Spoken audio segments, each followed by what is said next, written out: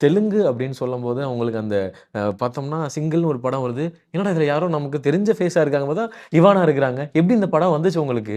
I think தமிழுக்கும், தெலுங்குக்கும் எந்த சம்மந்தமும் கிடையாது எனக்கு தெரியும். பட் ம். தமிழ் தெரிஞ்சதுனாலயோ, தெலுங்கு கத்துக்கிறது இன்னும் கொஞ்சம் ஈஸியா ஃபீல் பண்ணேன். அ ஓகே, ஓகே, அது என்ன இதுன்னு எனக்கு தெரியாது.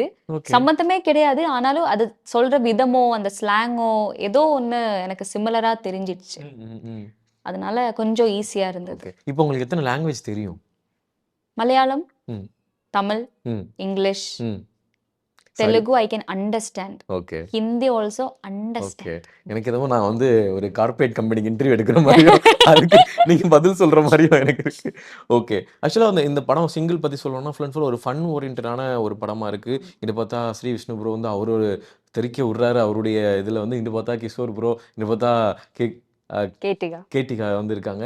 எப்படி இருந்துச்சு அது ஆக்சுவலா செட் எப்படி இருந்துச்சு ஃபர்ஸ்ட் ஆஃப் ஆல்? சினிமா பார்க்குற மாரியே இருக்கும். Okay. Full fun, full okay, okay, jolly okay, அந்த ஓகே. மாரி இருக்கும்.